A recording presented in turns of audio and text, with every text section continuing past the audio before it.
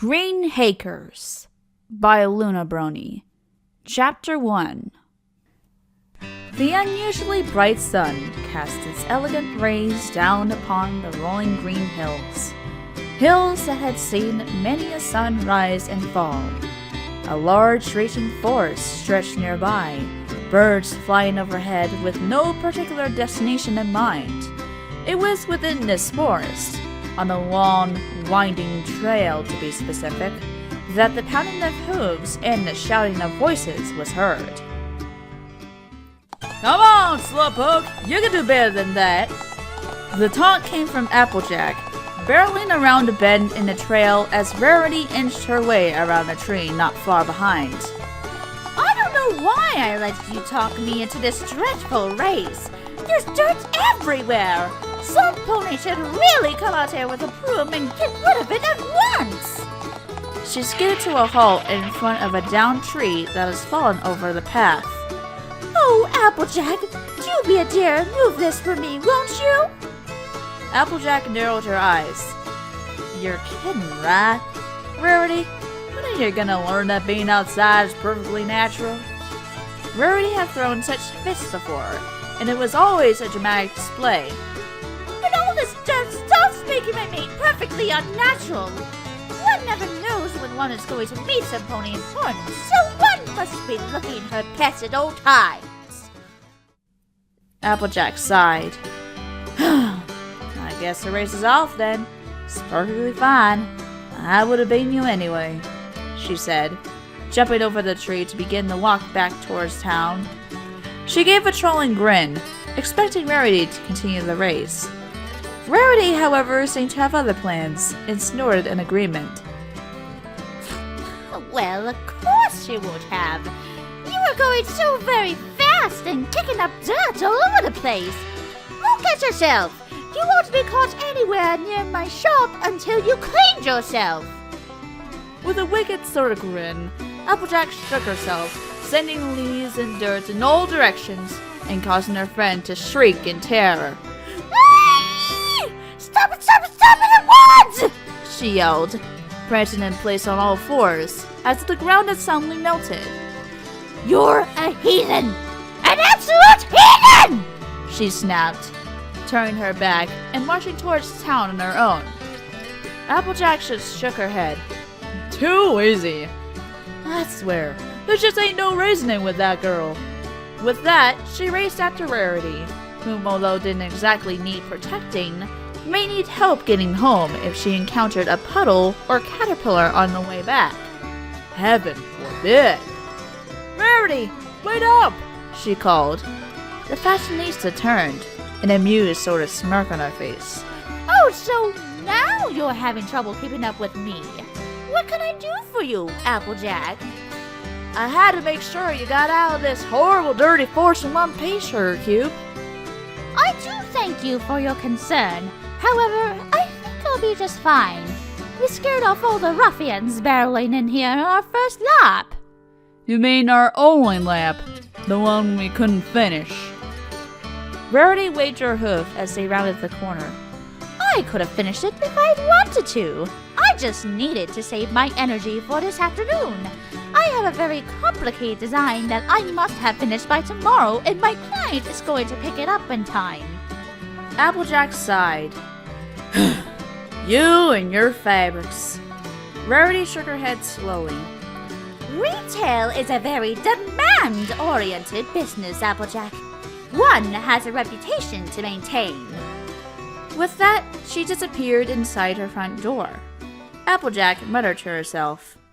Not particularly far away, another sort of strenuous activity was in progress. Twilight was surrounded by a large pile of books from which she had been studying. Her faithful skilled assistant sat on a pile of said books, munching on a sapphire he brought up for lunch. The sunflower sandwich he'd made for Twilight some hours before still remained untouched. "You've been working really hard, Twilight. Besides, can't you teleport already?" Twilight sighed. "This isn't teleporting, Spike. This is relocation, placing one object in place of another." "So, it's teleportation," he said. It's not teleportation, she insisted. Teleportation is moving yourself from point A to point B. Relocation is moving object A to replace object B at point B, and object B to replace object A at point A. Spike rubbed his head. I think my head is objecting to trying to figure all that out. It usually wound up hurting after Twilight tried to explain magic. Twilight smiled gently. Never mind, Spike. But it's a very complicated spell that requires quiet, precision, and timing. Much like making cupcakes, she explained, lowering her horn to the ground again. In front of her were 2 cups, one red and one blue. Now, I almost got it. I just need to— Did some pony say cupcakes? Pinkie burst forth from the pile of books on the floor, bouncing around in circles. Oh! I want to do the frosting! Twilight shrieked, a powerful magical bolt escaping from her horn. It ricocheted off the walls, sending both ponies and dragon to the floor before smashing through the window. The unicorn sighed with relief. Phew! That was close. Pinkie!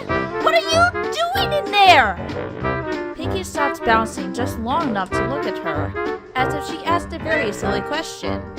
I was playing in my book fort. Don't you have a book fort? It's fun! Twilight face hooked. That's not what I— Never mind, she sighed. Help me clean this mess up before some pony gets hurt. She looked out the window. I have a bad feeling about this. Rarity was hard at work while Twilight was practicing her studies and was seated at her sewing machine while her younger sister peppered her with questions. Can I help? What's backstitch mean? How come you're going backwards? When can— Rarity glared at her. Sweetie Belle, I'm trying to get this dress done. It might be featured at Cancelot Corner, which is a very high honor. Sweetie Belle made puppy eyes. I thought we could hang out together. I'll hang out with you when I'm finished. I promise. Now run along. The little crusader sighed and left the room. Never had time for anything. Applejack was just entering the room as Sweetie entered. Oh, Applejack, do you want to play with me? The little filly asked. Applejack shook her head. Sorry, Surecube. I'm just here to return a couple of things that Rarity forgot when we were out in the forest. She turned, having several suitcases on her back. I thought you guys were just going for a race. We were. We did. But you know Rarity. Prepare for every occasion, no matter how unlikely. She sighed. Celestia forbid it happened to rain and she was caught outside without her umbrella, or boots, or personal protection caravan. Oh, okay. I'm gonna go see if Apple Bloom can play then, she said, and skipped out the door. Don't y'all stay out too long. Rarity wonder where you went. Ha! She won't even know I'm gone, the filly called. Applejack sighed. That filly ain't right, she said, making her way to Rarity's workroom. Rarity, you forgot your suitcases, she said, dumping them down on the floor. Rarity immediately emerged from the workroom, glasses perched on her nose. No, pick those up at once. They've been outside and haven't been washed yet. You know what? I'm tired of this nonsense about dirt. Just 'cause something was outside doesn't mean it's out to get you. Of course not. But there's germs on it. I won't have germs in my boutique. There's germs on everything, Rarity. Some of them are good. They're on everything from Sweetie Belle to your sewing machine. You take that back at once, Rarity demanded. And what if I don't?